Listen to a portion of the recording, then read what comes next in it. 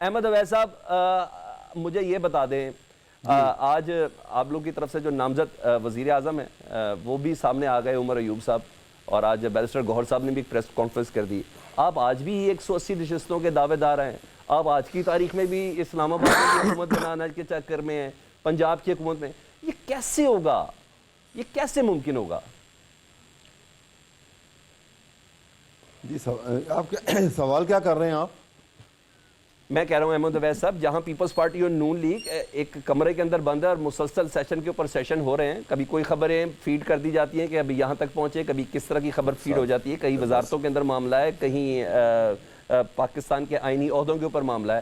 ادھر آج press conference ہے پاکستان تحریک انصاف کی، جس میں عمر ایوب صاحب ہیں، بیرسٹر گوہر صاحب ہیں.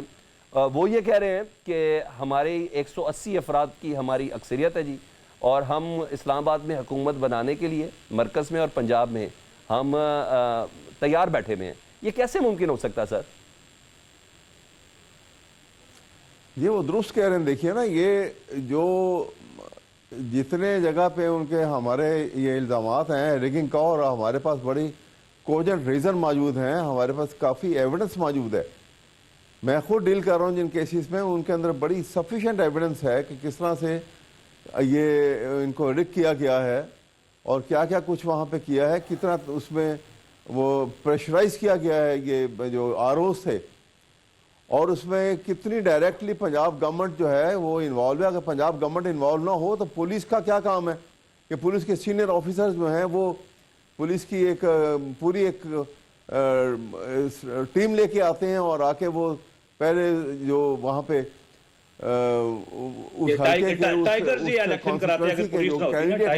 یہ جو بنائے تھے نا ٹائیگرز کے ذریعے باہر نکالتے ہیں. اچھا احمد اویس صاحب، میرے کہنے کا مطلب یہ ہے کہ پاکستان کے جو ہمارا الیکٹورل پروسیس تو ایک سمجھ میں آ گئی، اس پہ ہر طرف سے کوشچن مارک چل رہے ہیں.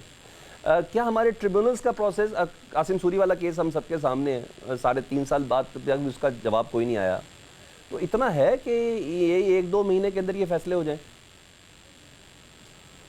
بالکل بھی نہیں ہوں گے. آپ پچھلی ہسٹری نکال کے دیکھ لیجیے، پچھلے کئی سال لگ جاتے ہیں. بعض اوقات تو ایسا ہوا کہ وہ لٹیگیشن جو ہے ختم ہی نہیں ہوئی اور اگر الیکشن آ گیا، ٹھیک، جبکہ اسپیسیفک پروویژن موجود ہے الیکشن لا کے اندر کہ یہ 60 ڈیز کے اندر انہوں نے ختم کرنا ہے اس کو. لیکن یہاں پہ تو یہ سارے معاملات جو ہیں، اور اتنی میسو ریگنگ ہے اور اتنے سینئر آفیسر انوالو ہیں اس کے اندر کہ یہ تمام کے تمام should be removed, should be dismissed. جب یہ اگر ڈسکریٹ انکوائری کروائی جائے اور باقاعدہ طور پہ ان کی ڈیٹیل سامنے آئے، یہ سچویشن ہے. ٹھیک ہے. اچھا احمد اویس صاحب، بالکل پروگرام آخری مرحلے میں ہے، میں نے آپ کو ٹائم سب سے کم دیا.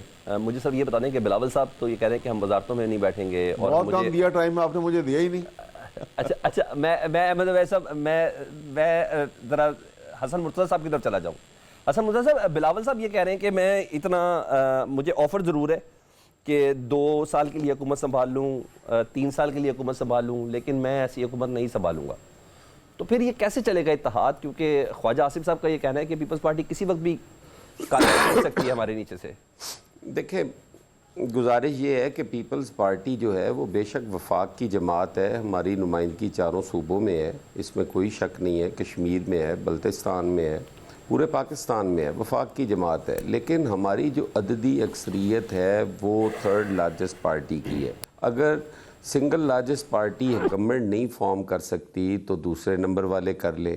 دوسرے نہیں کر پاتے تو تیسرے کیسے کر پائیں گے؟ جن کے 54 ووٹ ہیں وہ کس طریقے سے وہ ہر روز بلیک میل ہوں گے؟ ہم کہتے ہیں کہ کوئی بھی آپ گورنمنٹ بناؤ، ہم آپ کو ووٹ بھی کریں گے، آپ کے جو اچھے کام ہوں گے اس میں ہم آپ کو سپورٹ بھی کریں گے، اور جو کمی کوتاہی ہوگی اس کی نشاندہی بھی کریں گے.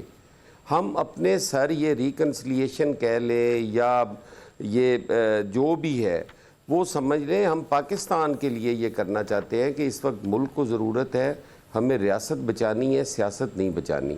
تو ریاست کے لیے ہم یہ قربانی دے رہے ہیں کہ ہم گورنمنٹ میں کوئی شیئر بھی نہیں لیتے، تاکہ نہ گورنمنٹ کل کو بلیک میل ہو، نہ گورنمنٹ کے پاس یہ بہانہ ہو کہ ہمیں تو فلاں جگہ پہ انہوں نے یہ کیا.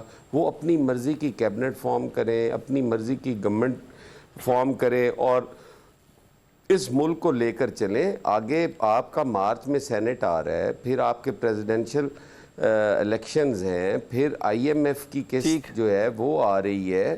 یہ ساری چیزیں کرنے کے لیے ہمیں فیل فور گورنمنٹ بنا. آپ لوگوں کی نیت صحیح ہے, لیکن آپ کی نیت پہ شک خواجہ آصف صاحب کر رہے ہیں نا. وہ کہہ رہے ہیں کہ پاکستان پیپلز پارٹی قابل اعتبار ہی نہیں ہے, کسی وقت بھی قالین کھینچ سکتی ہے اور آگے چل کے یہ صورتحال بن بھی سکتی ہے. اس لیے پیپلز پارٹی ہر اچھے اور برے میں ہمارے ساتھ ہو.